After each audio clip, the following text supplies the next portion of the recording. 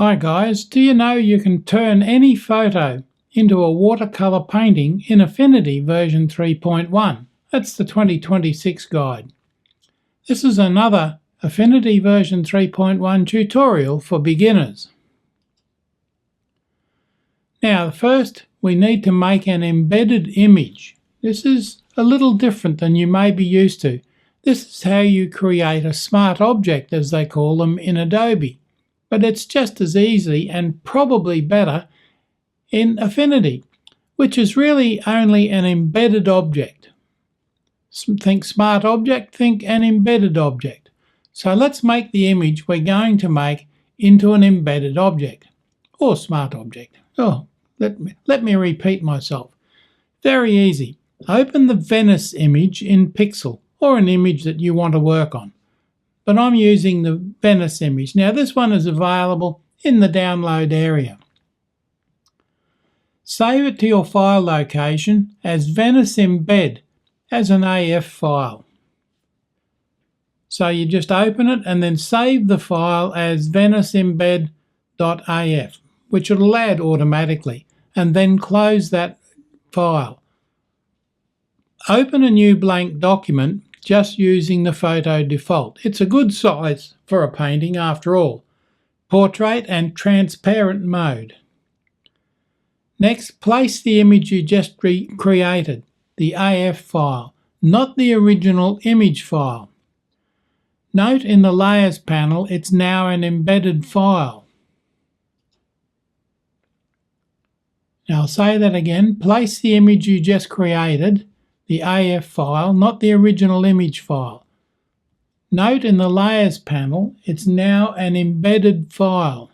You can resize it as you like, but leave it as it is probably best for this exercise. The great advantage of having an embedded image is that you can add filters in a non-destructive way. You can then swap out the image and the filters remain. I'll show you this at the end. So let's proceed.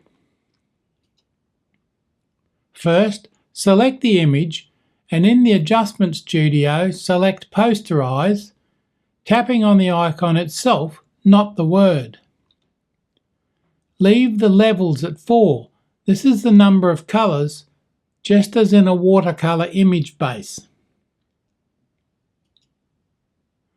The new adjustment shows at the top of the layer stack, where you can reselect it if you need to. But make sure you now select the embedded image, which is just below it. Select the image layer and change this layer's blend mode to pin light. Select the second top layer and set second layer, which is the top layer, and set its mode to saturation. Select the top adjustment layer and set its mode to saturation, reducing the opacity to 50%. Now you can see in the image I've got there that it's selected and in the opacity layer reduced to 50%. Now let's add an effect to our image by selecting the image,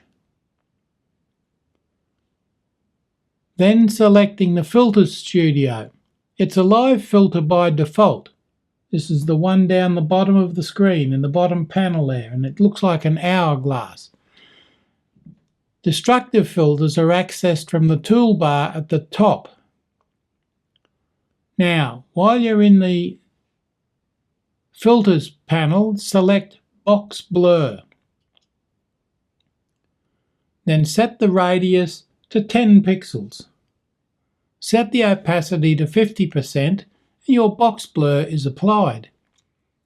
Now keeping the adjustment layer selected, set the layer mode to screen and reduce the opacity to 50%. You can see it again there in the Layers panel. The live box blur is 10 pixels, well it's 10.7 actually, but 10 pixels, and its opacity set to 50%. Now, save your work. Remember to save it, you could lose it. Now select Filters in the top toolbar. We're going to detect the edges here. That's pixel up the top, filters, detect edges. And you can see the steps there. Filters, detect, and edges. With the box blur mask layer still selected, select Detect Edges. This will immediately darken the edges on this layer. It will also put a dark mask on that adjustment layer. And you can see the dark mask there. You'll see the mask takes on a black patch.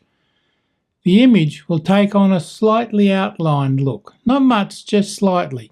It also has the effect of smoothing out the poster-like effect, which you don't want. Next, we need to load the paper texture supplied. Locate the paper texture you downloaded, or you might already have a paper texture on your system. Make sure you are on the top layer and place the texture on its own layer. You can see it there, it's above everything. Use the Transform Studio to scale and rotate the texture if you like, so it fits neatly on the canvas. You don't have any overhanging pieces then. That's easy to do because it's almost all one colour, although not quite. It's a paper texture. In the Layer Studio, make sure you select the texture image. Making sure you have the texture image layer selected, select Live Filters. Select Clarity in Live Filters and set to 25.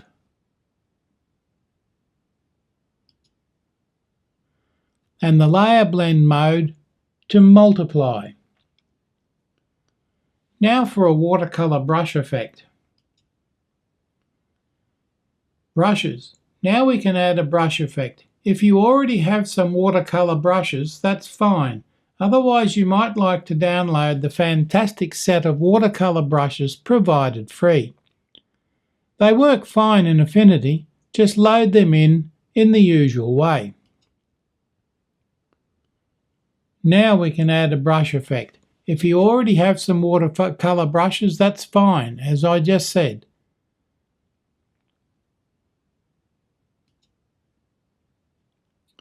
Now with your layers showing as follows and the embedded image layer selected, add a fill layer from the Tools menu. Your fill layer is white, and notice that because it's beneath the texture layer, that layer still shows. Now select the brush. You will have imported your watercolour blooms brushes. You can experiment with these, but remember, they're more correctly called stamps because that's how they use them. They don't appear like this. You'll find that the brush names are not really helpful, so you will have to choose carefully, and they are not numbered like this. Now don't brush them on, you click to stamp them on. Very important. These brush shapes only appear in the brushes drop down, and you can see what shape the stamp applies.